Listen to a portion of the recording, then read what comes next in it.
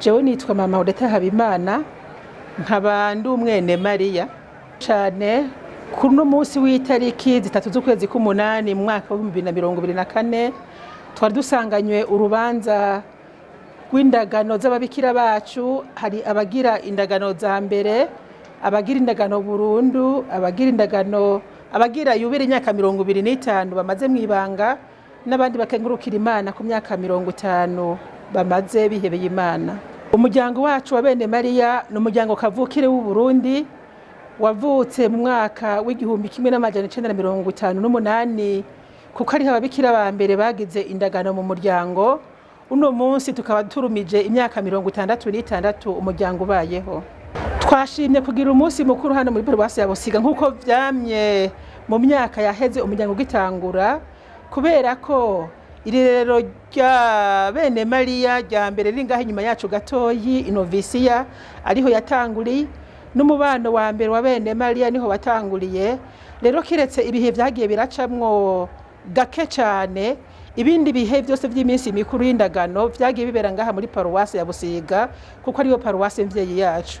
Murabona ekereziya iragutse, rero ivyo dushobora twarabirangwe, ariko kandi turacafise n'ibindi vyinshi. Hariho kumenyesha inkuru nziza mu maparuwase aho tubaye, hariho kandi mu bijanye n'indero mu mashure y'intango ariyo shingiro, mu mashure yisumbuye, muri za kaminuza, mbere no mu mashure y'imyuga. Hariho kandi no mu mavuriro mato mato hamwe n'amavuriro makuru. Hariho kandi gushikiriza inkuru nziza ingo n'imiryango kugira ngo ishobore gutera imbere mu kwemera. Nobatera kamo gushishikara bitura Imana, gushishikara bizigira uwabahamagaye kuko ari intahemuka. Uwahamagaye abihebeye Imana ni intahemuka, kandi abafitiye umugambi umwe wese kuco yamuhamagariye, no kubw'ineza y'Ekleziya nzima, tutibagiye umuryango aba yinjiyemwo canke umuryango arimwe arakuriramwo ateramwo intambwe. Rero gushishikara bizigira Imana kuko izokwama ibafasha gutera intambwe umunsi ku wundi.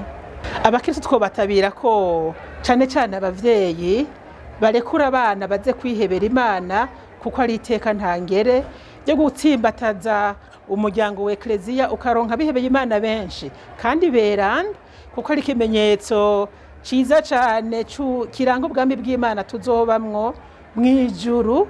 Kandi n'inkuru nziza iraheza igashikira hose, kuko umuntu aheza agenda mu bukorwa mu butumwa atabangikanije, atawundi mwitwarariko muremure.